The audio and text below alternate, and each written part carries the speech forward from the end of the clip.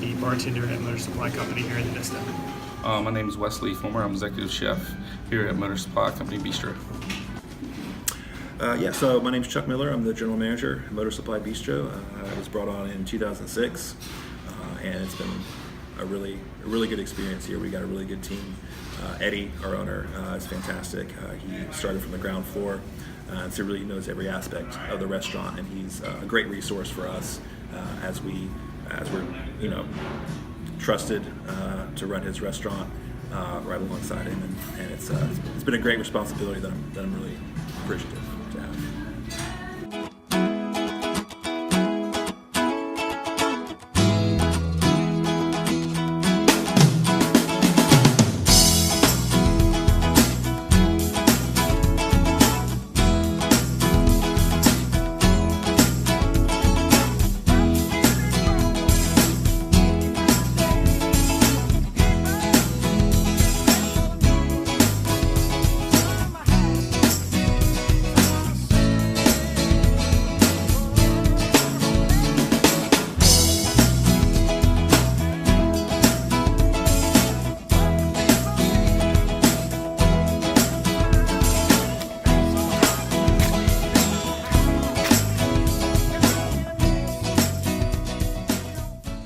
With a kitchen in the bar. I mean, that's kind of the joy of having a restaurant commercial kitchen behind you for a bar. You know, you have the whole sous vide machine and cryovac, the pressure machines, and all of that kind of stuff. It makes it a lot more fun because it gives us more of a ability to create something a little more in depth and more fancy for our customers.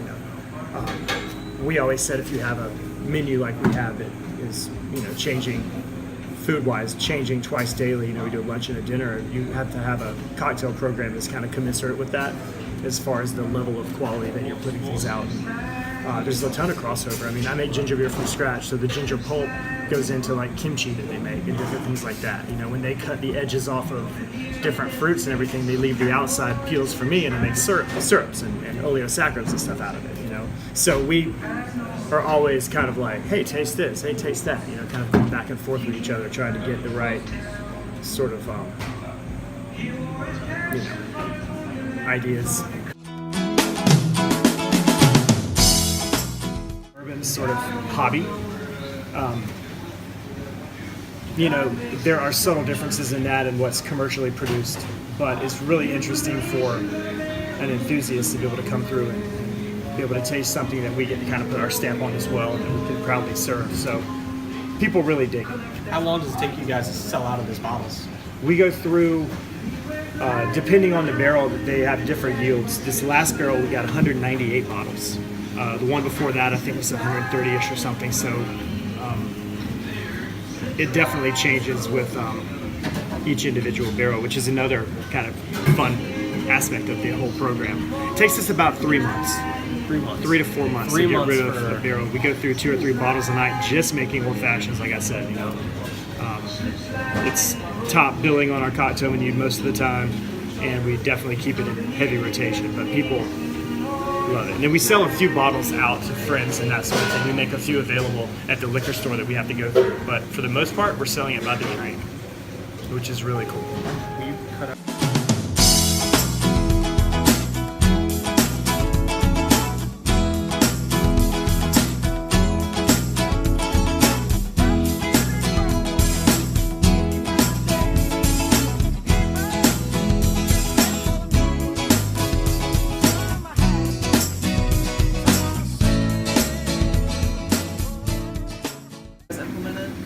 Well, it's always just a growing, day-to-day sort of struggle to see things. You're taking a plastic straw, and you're tasting every drink that you make. And I realized at one point that I was the most wasteful person of anything, because I was throwing away 40 or 50 or 60 straws just myself every day. And so then it's like, how can we kind of change our behavior just to kind of reflect caring about that sort of thing? It's something that we're just tasting unconsciously and just completely just being wasteful. It's like, wow, now that I've realized that and recognized it, like, that sucks, man. That's not good. So we started buying metal straws that we could use and clean out. We keep them in soda water and we use them as our tasting straws throughout the day. And then we just clean them and sanitize them and keep rolling like that, you know. So we're not throwing away all this garbage. And use these coasters are the same kind of deal, you know. If we're reprinting a menu twice daily, how can we find a way to repurpose that waste to at least get another run out of it, you know? And we've always been really pretty astute about that sort of thing. Before Columbia offered recycling, we took turns just taking everything to the recycling center down behind Gervais Street over there, behind Mio's, who's an old city recycling center. I got stuck with it a lot because I'm the dude with the truck, but that's cool. But we'd go and separate everything out.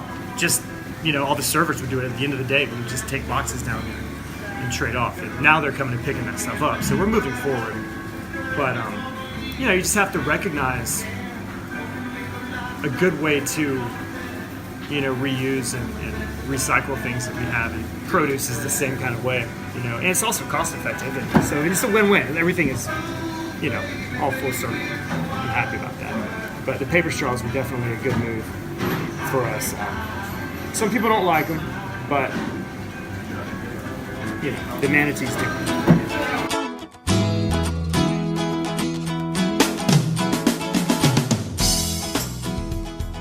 The porchetta I was talking about, how it's from about a I don't know, about a 30-pound pig, and we just took all the bones out, rolled it up, and we cooked it for about 12 hours. 12 hours, and then we take it out and slice it, and got a little turnip puree, a little blackberry mustard with it. Bit of got a butter bean, pretty much made a butter bean pickle, shrimp kind of ravigo, if you will, with the aioli, chipotle, and then we took heirloom farro, kind of mixed it in with some shaved heirloom collard hearts, and which is at the root of the collard green. Very, very sweet if you have the right variety. Those are named Nat Bradford's from Bradford Family Watermelon. Chef, one of the challenges of a changing menu is that every farmer has a different yield. So whether it's farmers that we get things seasonally from, or whether it's farms that we get product from every week, it's always going to change. Part of our whole concept to make sure that we're using local farms as much as we can, because I mean, the more you use local, the more sustainable you can be, the less footprint that you're going to leave. But just because it's local doesn't mean it's good. So you know, it's kind of a try it out and see if it works, and most of the time it does. And we always get new farms all the time. And we always have, one sad thing is we always see farms go as we go, so that means they're just not being supported as well. So it's our efforts to try to support them as much as we can, but try to be sustainable at the same time. That we have some reservations that are standing reservations every Friday. We have a group of gentlemen that are retired businessmen here. They've been coming in for 20 years, so we know them, we know what they like, and you know, we have a lot of regulars that come in on Tuesdays and Thursdays, or they'll come in on Fridays. And you know, a lot of people have a particular service that they like, and you know, all the servers give excellent service, but that personal touch, different people gravitate to different personalities, and that's a lot of what Motor's about, is having that family atmosphere, but being professional as well. And so that's what we try to cultivate.